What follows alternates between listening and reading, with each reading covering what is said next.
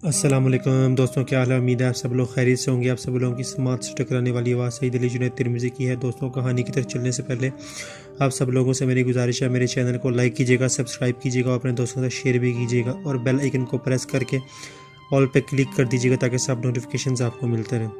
और दोस्तों, एक और बात मैंने आप लोगों से कहनी थी कि अगर कोई चाहता है कि मैं अपने चैनल पर उसकी स्टोरी शेयर करूँ तो आप मुझे मेरे व्हाट्सएप पे स्टोरी शेयर कर सकते हैं अपनी। मैंने डिस्क्रिप्शन में अपना व्हाट्सएप नंबर दिया हुआ है। चलें दोस्तों, कहानी की तरफ चलते हैं। ये 1975 का वाक़या है जो मेरे दादा के साथ पेश आया। आप इन्हीं की ज़बानी सुनिए। ये इस वक्त की बात है जब मैं कड़ियल नौजवान था। मेरा ऑफिस रानी बाग में था और मेरे घर का फासला तकरीबन कोई ना 3 मील का था। मैं मोटरसाइकिल पर आता जाता था। आते आते कई बार शाम भी हो जानी, मतलब लेट नाइट हो जाना। एक दिन मुझे आते आते मगरिब का वक्त हो गया। अमूमन हवास बाख्ता एक फ़कीर नुमा मलंग सड़क की एक साइड पे गंदी नाली के करीब बैठा मुझे नज़र आया और उसका हुलिया, उसकी आंखें हर वक्त अंगारे की तरह रहती। उसका हुलिया गंदा सा रहता। मैं इसकी आंखों को कभी गौर से नहीं देखा था क्योंकि डर लगता था इसकी आंखों में देखने से। एक दिन मैं जब ऑफिस से जल्दी घर आ रहा था क्योंकि मेरी तबीयत कुछ बोझल सी हो रही थी और तकरीबन 4 बजे का वक्त था और सख्त गर्मी भी हो रही थी। मैं बर्फ़ लेने के लिए फ़कीर के पास से गुज़रा तो इसने मुझे मेरे नाम से पुकारा। मुझे काफ़ी हैरत हुई। मैं वहीं रुक गया। जिस कपड़े में बर्फ़ लेके जा रहा था, इसने वो कपड़ा मुझसे मांगा। मुझे इस वक्त ऐसा महसूस हुआ कि जैसे कोई गैबी ताकत मुझे इसकी तरफ मुतवज्जा कर रही है, मुझे इसकी तरफ खींच रही है। मैं उसकी तरफ खींचा चला जा रहा था। इसने हाथ बढ़ाकर नाली में से मुट्ठी भरकर उस कपड़े के अंदर पोटली में डालकर मुझे दे दी।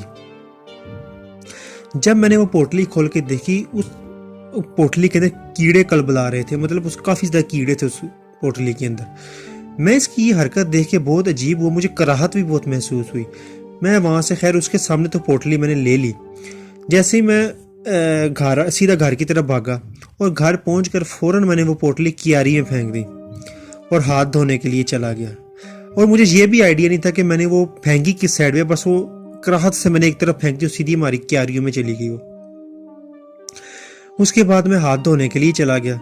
जब मैं हाथ धोने के लिए गया तो माली पीछे मेरी तरफ आया। कहता, साहब जो आप पोटली फेंक के उसमें से बड़ी महसूल कौन सी खुशबू आ रही है। मैं कहा, कौन सी पोटली? कहता, जो आपने अभी फेंकी है।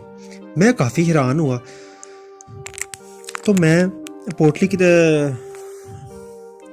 तो इसने पोटली की तरफ इशारा किया कि इस पोटली में। मैंने देखा इस पोटली में कीड़ों की बजाय उम्दा किस्म के चावल थे जो मुझे हैरान और परेशान कर देने के लिए काफ़ी थे।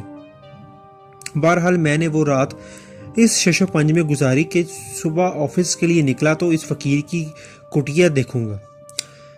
जब मैं सुबह आई, मैं अपने काम के लिए निकला और जैसे ही मैं उस फ़कीर की कुटिया की तरफ गया तो मैं देख के हैरान और परेशान कि वो ऐसे गायब थी जैसे गधे के सर से सींग। इस बात को काफ़ी अरसा हो गया और मैं इस बात को भूला नहीं था। एक शाम को जब मैं ऑफिस से वापस आ रहा था कि एक जगह बहुत ज़्यादा रश मुझे नज़र आया। मैं वहाँ से गुज़रा तो वहाँ लोगों के हजूम में से गुज़र के मैंने देखा तो इसी शख्स के टुकड़े पड़े मिले हैं उधर। तो मैं समझा शायद किसी ने इसको कत्ल कर दिया होगा किसी वजह से। मगर फिर उसी दिन मैंने इस फ़कीर को इसी नाली के पास भी बैठे हुए देखा था। तो ये मेरे रोंगटे खड़े कर देने के लिए काफ़ी था। मैं भागम भाग घर पहुंचा और बेहोश हो गया। फिर मुझे 1 माह तक बुखार रहा। जब मैं ऑफिस जाने के काबिल हुआ तो मैंने इसे अपने ऑफिस के दरवाजे के पास खड़े हुए देखा, जहां वो खड़ा हुआ मेरी तरफ देख के मुस्कुरा रहा था और फिर एकदम से हवा में तहलील हो गया और मैं वहाँ खड़ा खड़ा ही रह गया।